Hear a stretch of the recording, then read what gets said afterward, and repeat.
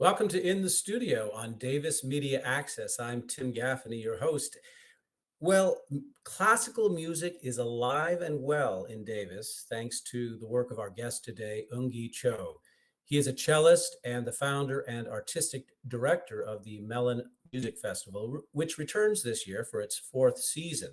It runs over 3 evenings, June 24th through June 26th, at various locations in Davis. Eunghee is a Davis native and he graduated magna cum laude from the Thornton School of Music at the University of Southern California with a bachelor's degree of music in cello performance and a minor in biology.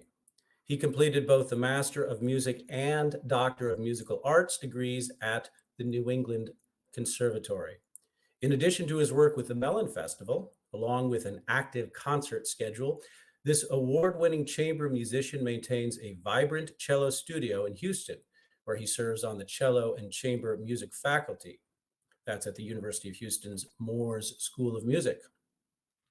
And away from the cello, according to his own website, he enjoys neighborhood pickup soccer, everything about dogs, and dawdling in local coffee shops.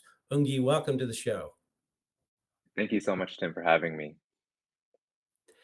Well, I was hoping maybe you could lead off by telling us about your interest in making classical music more accessible and how this has played into the origin of the Mellon Music Festival.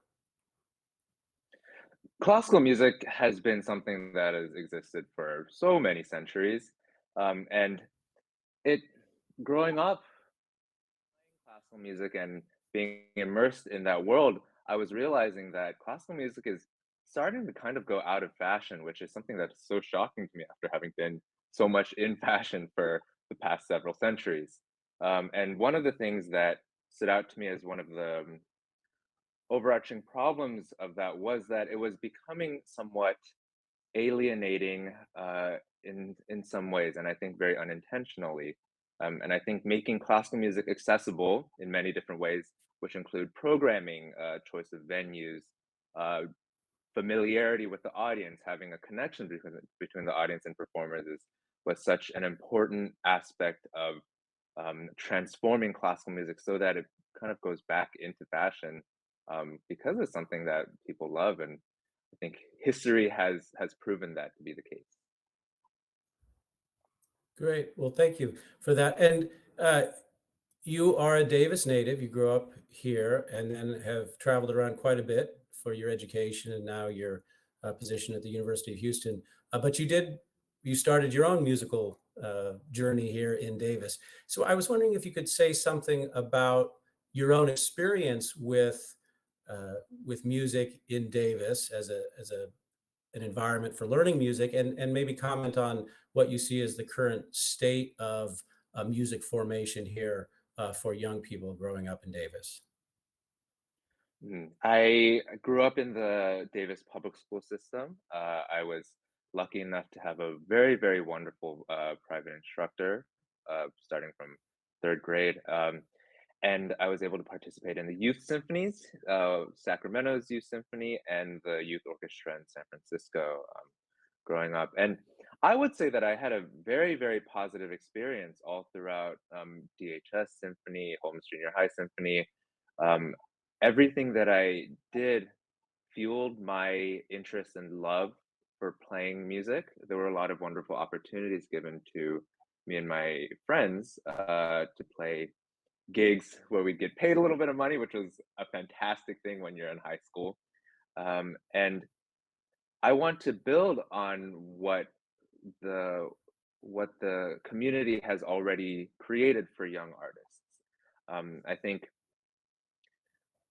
I think music to me, until I was fully immersed in college, was felt a little bit like a supplemental part of my learning experience, and it would be something that would help me get into a good college, and at that point, I would pursue a quote unquote more realistic job.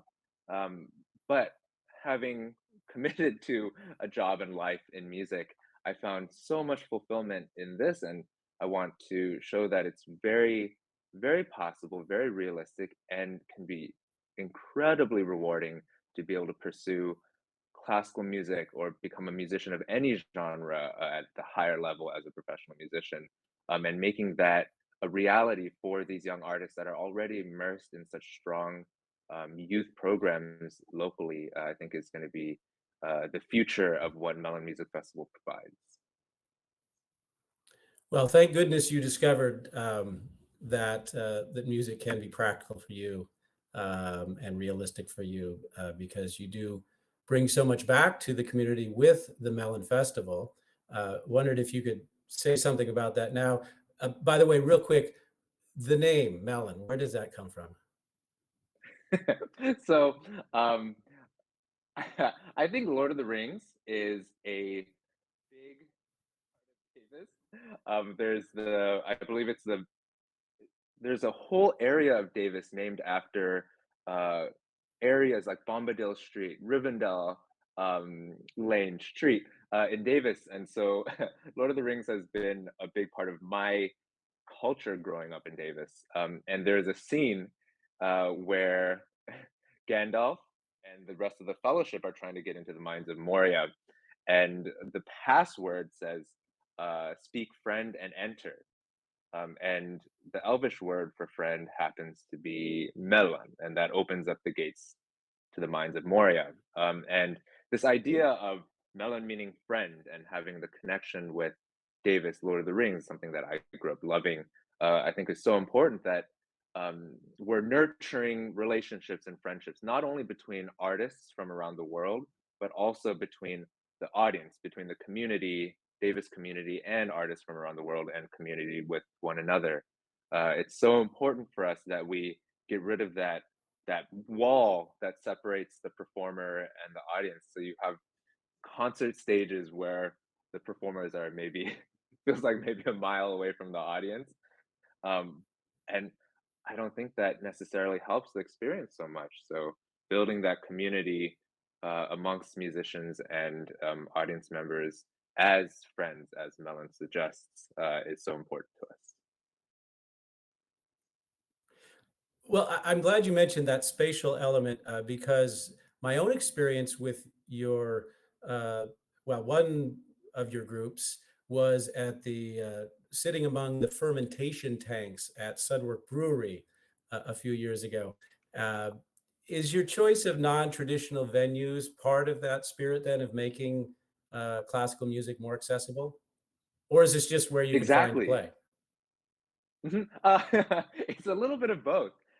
We are looking at these non-traditional venues as a way to bring in to be that bridge for those that maybe don't see classical music as their absolute love. I think a big part of our support and audience comes from people that already do love classical music and are always looking to attend classical music concerts. But we're also really committed to reaching out and engaging an audience that maybe has not considered going to a classical music concert because they might only be going to concerts. They might only think that these concerts happen at churches or at places like Mandavi Center. Being able to perform at somewhere like Sidworth Brewing Company in those right next to those fermentation tanks was such a wonderful experience for us. And actually, personally, maybe you can speak to this too. I really loved the acoustics of that space. I thought it really, really helped with the resonance of our instruments. I There was nothing about that space that felt inappropriate or felt like it hurt the musical experience. If anything, I thought it made it more accessible and more creative as a performing environment. Well, absolutely. I might add the beer probably made it a little more accessible as well. But For us too. um, well, can you tell us something then more about this year's festival, both about the venues and about the program in general? Mhm. So we'll be going back to one of our familiar venues, Oddfellows Hall, and that will be our opening concert. And this is titled um, Rhapsodic Impressions. And sort of the featured work on this piece is a concerto written by Edward Lalo. And this is a piece that I've arranged for solo cello, which will be featuring Joy Yanai, who is one of our regular festival artists, and string quartet, reduction from orchestra. And this is sort of this reimagination of a gigantic concerto work for full orchestra. But also in that program is this really one of my favorite pieces written by Jesse Montgomery called Voodoo Dolls. This is something that everybody should check out, and it's the epitome of fusing so many different genres into one. This is sort of the feature of this program. It includes also a work by Giovanni Sollima, also fusing all these incredible poetry forms with minimalism, rock, jazz influences. So all these wonderful, wonderful works. Another piece on that program is five Taiwanese folk songs, and it's just gorgeous works that again we're combining genres. This is sort of a cross-genre exploration of music. It's classical music as the foundation, but bringing in all these other styles of music. And we'll also be concluding the festival also at Oddfellows Hall. This is the venue itself has been such a wonderful venue for me to attend growing up. I actually played a couple folk shows with the Colonel's Men, which is a band that maybe some local Davis people might remember.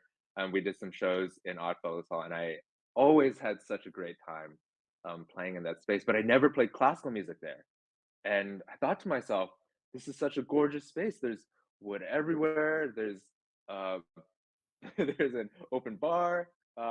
I don't know if I would call open bar. There's a bar at the back for people to enjoy refreshments while watching the concert. So that was, I just loved that vibe. And I made sure that I definitely wanted to bring classical music to that space.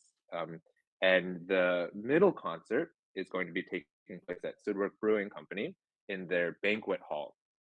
And this is going to be a cello quartet program separated into three parts. And we encourage everybody to get a refreshment, to refill their glasses of beer or whatever is the drink of choice during each of those three parts. And the three parts are going to be some very, very familiar classics. The second one is a fantastically exciting piece by Stravinsky. And the third part is going to be film music. So we'll be playing arrangements of, I don't want to spoil all the details, but you'll hear some Queen, you'll hear some tango music, so some soundtracks that will be very familiar to, I would say, most people. Wonderful. Now, it's interesting you mentioned that the June 25th program. One of the things I noticed when looking at your website is that you have, under the heading Classics Reimagined, you have a selection of Bach, Mahler, and Debussy, if I've got that correct. Um, Hmm. and I was interested in that language, that description, the classics reimagined. So this isn't the film music, this isn't Queen, these are the classics. But so what do you mean, if you could say, briefly, what it means to reimagine the classics?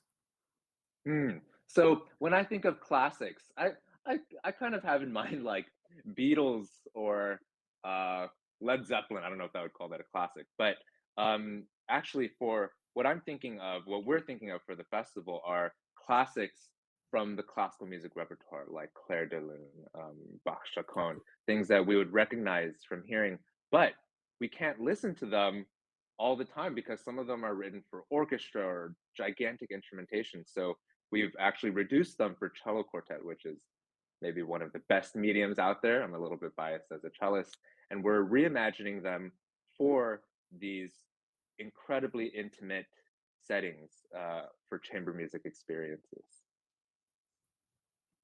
Wonderful, wonderful. And just one real quick question. In when you were describing your earlier experience with the Oddfellows, you happened to let slip that you didn't play classical music there. That means you were playing something else. What were you in your youth? What else were you dabbling with, and besides classical music?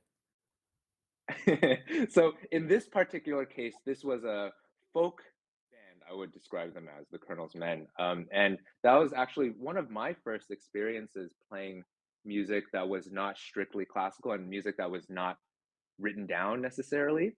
I would get a set of chords that I'd be playing from my wonderful friend Eric Maroney, and I would kind of just make things up as we go, and that sort of influenced my later studies. I did some jazz improv when I was in school, and I was very interested in exploring music that could be improvised. And so, actually, one of the pieces, Voodoo Dolls, is largely an improvisation based on these African rhythms that support rock characteristics and jazz rhythms. And was that on the cello as well, or a different instrument? Always on the cello. I Always I don't. I'm not one of the exceedingly excessively talented people that can play many instruments. It's restricted to cello for me. okay.